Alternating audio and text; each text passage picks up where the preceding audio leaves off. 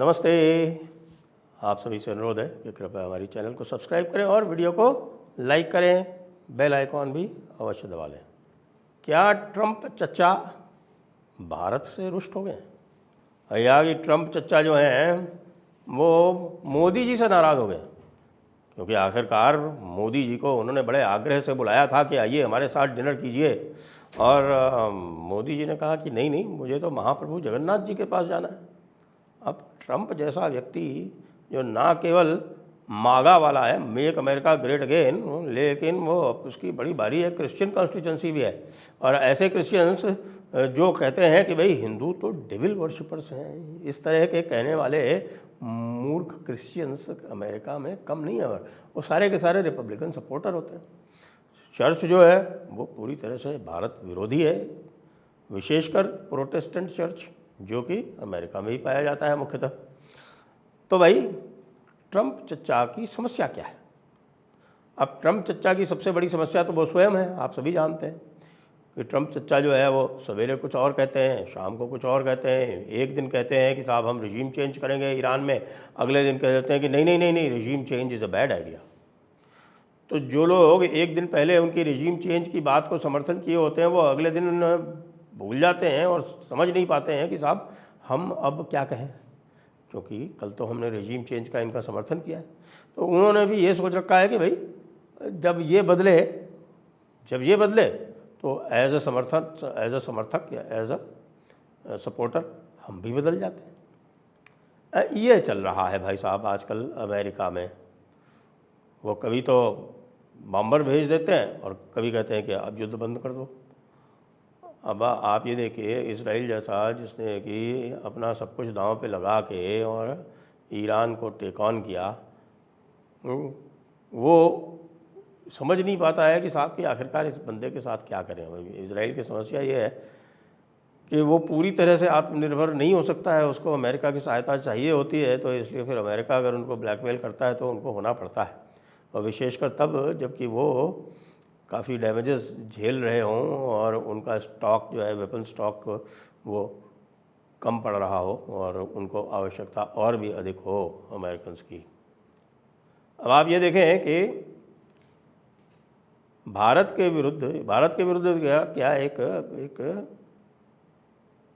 Sanctions on Russia bill लाया जा रहा है सेनेट में, अमेरिकन सेनेट में।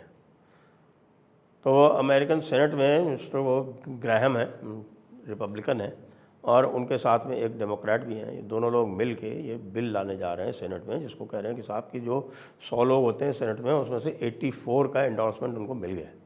84 का एंडोर्समेंट, यानी कि ये टोटली बाई पार्टीजन बिल होने जा रहा है। इसमें प्रावधान क्या है सबसे बड़ा? इसमें यह है कि साहब कि जो कोई भी, यानी कि एक तो रशिया के ऊपर सैंक्शन लगाया जाएगा, रशिया के ऊपर सैंक्शन लगा के, और जैसे कि रशिया को कोई समस्या है, सैंक्शंस तो ये जितनी भी लगा सकते थे वो शायद मैक्सिमम इन्होंने लगा ली।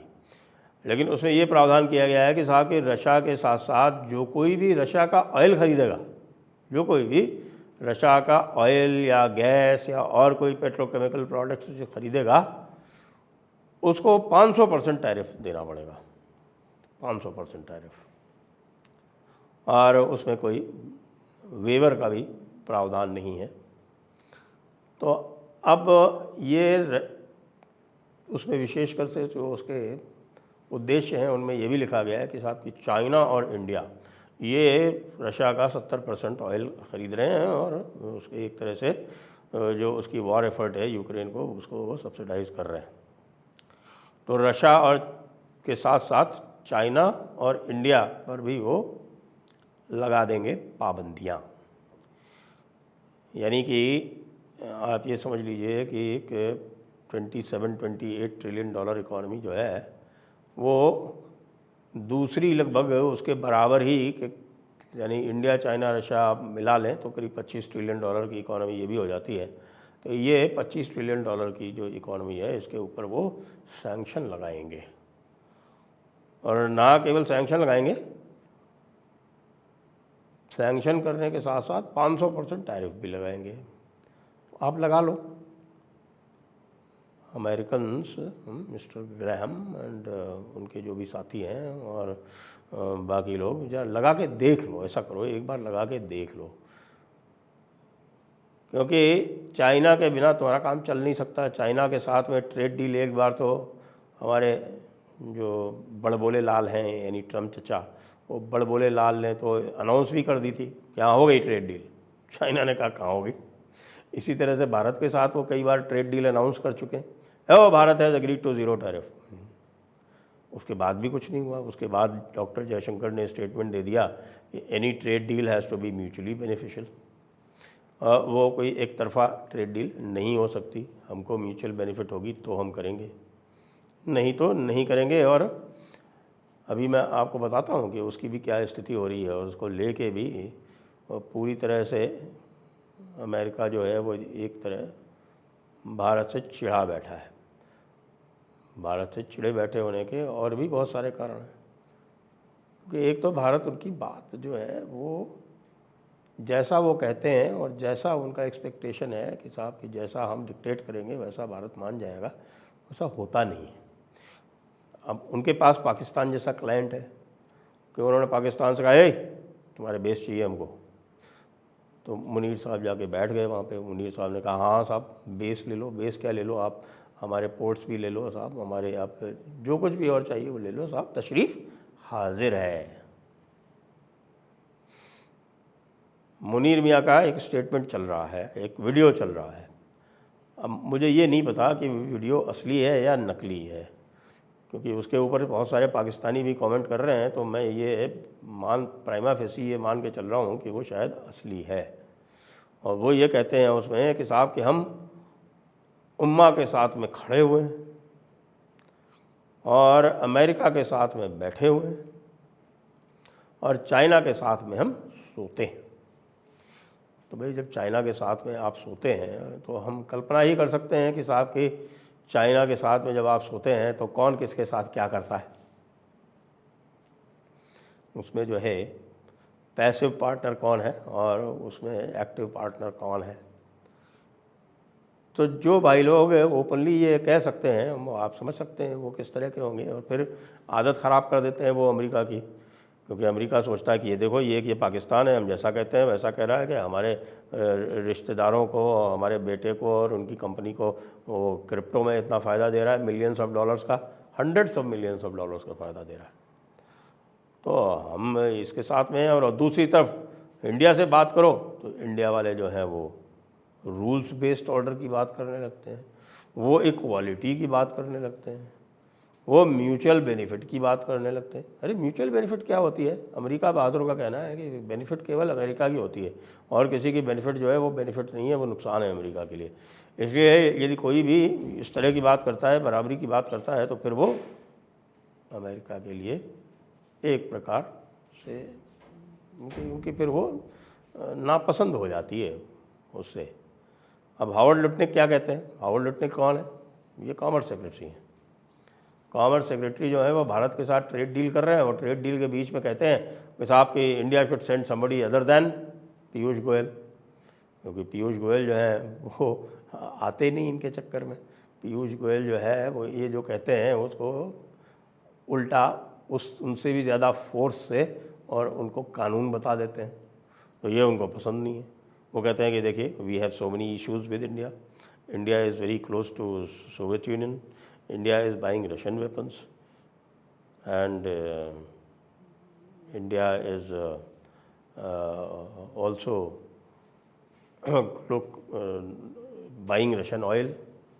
अब ये बताओ मिस्टर लुटनिक कि हम तुम्हारे फ़ायदे के लिए नहीं बैठे हैं। जैसे तुम केवल अपने फ़ायदे की बात सोचते हो, भारत भी अपने फ़ायदे की बात सोचता है।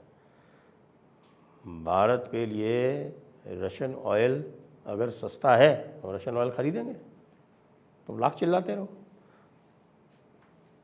तुमने भारत को 50 साल तक, लगभग 50 साल तक जो वेपनरी थी उससे महरूम रखा। तुमने नहीं बेचा तो भारत क्या करता? भारत को चाहिए थे तो भारत ने रशिया से ख़रीदे, और जब रशिया से कोई ख़रीदता है तो फिर उसके इन्फ्लुएंस में भी जाएगा, क्योंकि आखिरकार it has to be a continuing relationship. ऐसा तो नहीं हो सकता कि आज आपने उनसे जो है वो सुखोई जहाज़ ख़रीद लिए और कल को उनसे नाता तोड़ लिया, तो फिर वो सुखोई जहाज़ की जो आफ्टर सेल सर्विस है, जो उसकी सर्विसिंग है और जो उसके रिपेयर स्पेयर पार्ट्स हैं, वो कहाँ से आएंगे? कहाँ से आएंगे? वो मेग फैक्ट्री का सबके सामने उदाहरण है कि मेग फैक्ट्री को सोवियत यूनियन ने सपोर्ट नहीं किया तो वो लगभग बंद होने के कगार पे। यूक्रेन का उदाहरण आपके सामने। यूक्रेन की इकोनॉमी इतनी अच्छी तरह से इंटीग्रेटेड थी सोवियत यूनियन में, रशिया के साथ में, कि जब सोवियत यूनियन का ब्रेकअप हुआ और उसके बाद यूक्रेन ने अपनी सप्लाई लाइंस यूरोप में चेंज करने का प्रयास किया, तो आप देख रहे हैं कि उनकी क्या स्थिति हो गई। तो भाई ट्रंप चीचा जो हैं वो मोदी जी से और भारत से कुछ कुछ खफा से दिखते हैं, लेकिन वो ट्रंप है, उनका क्या पता। ट्रांजैक्शनल बंदा है, डेली बदलता है, तो कल कुछ और सोच लेगा। कल उसको लगेगा कि नहीं, भारत से बड़ा फ़ायदा है साहब कि ये देखो ये फार्मा जो आ रहा है भारत से, अगर ये नहीं आया तो हमारे यहाँ इसेंशियल मेडिसिन की कीमत 5 गुनी 10 गुनी हो जाएगी, तो उससे जो हमारा मागा बेस है वो अफेक्ट होगा। तो कह देंगे नहीं, Modi is my best friend, कहते ही रहते हैं Modi is a great leader, Modi is my best friend. तो भैया ट्रंप बाबू को ट्रंप बाबू की तरह ही लेके चलिए और उनको डेली असेस कीजिए। उनको आप कोई लॉन्ग टर्म असेसमेंट कर नहीं सकते। अगर मुनीर को लग रहा है कि ट्रंप उसके साथ बैठे हुए हैं, तो ट्रंप जहाँ बैठे हुए हैं, तो कह रहे हैं ना कि हम यूएस के साथ बैठे हुए हैं, तो मुनीर जी बैठे रह जाएंगे और ट्रंप उठ के कहीं और चल देंगे। तो ट्रंप के साथ रिलेशनशिप बड़ी डिफ़िकल्ट है, बड़ी ट्रांजैक्शनल है और डे टू डे बेसिस पे उसको असेस करना पड़ता है। जय हिंद, जय भारत, वंदे मातरम।